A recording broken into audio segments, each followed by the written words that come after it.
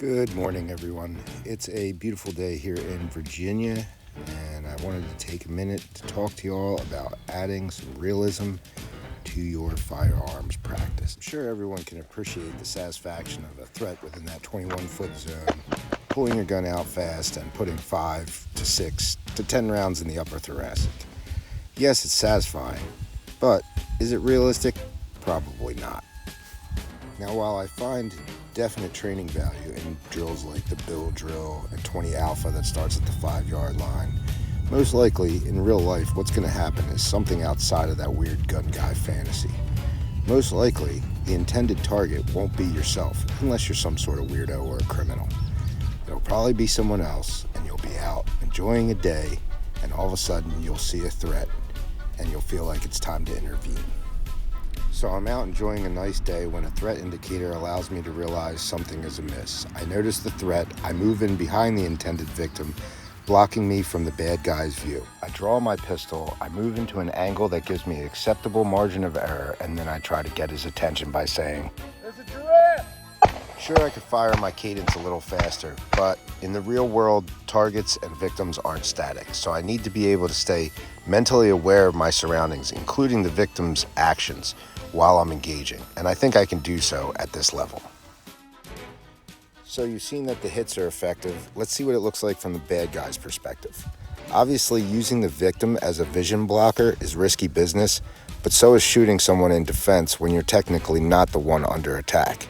But let's move past that. I placed my phone on the target's face so you can see from his perspective. So in this case, the would-be victim was built at 6 feet tall. And as you can see from the bad guy's perspective, just yelling out, "There's a giraffe," seemed to come out of nowhere, especially if it was a busy street.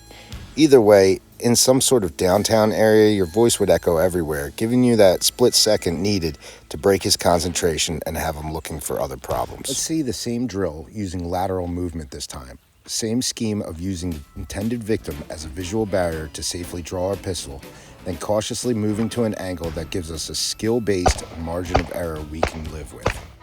Here it is again from the bad guy's perspective. Again, I'm pretty confident in my shooting ability, so from my perspective, I can see the entire bad guy, and there's a couple inches of which I can make an error or the victim could move. However, if you're not that confident, you can pop out farther than this, but you will expose yourself. Let me show you one of the ways not to do that. Assuming I'm not so confident in my shooting ability or there's limited visibility, I might want to pop out further and expose myself, which is fine. But if you notice here in the slow motion replay, my gun is not up on target when I expose myself. It should be, that way I can stay target focused and have a good clean shot. Instead, my eye travels between the intended target, the target that I don't want to hit, and my sights, causing me to shoot the victim. Lesson here being, make sure that the weapon is up in front of your dominant eye before you expose your body, thereby allowing you to stay target focused and make those accurate hits that you need.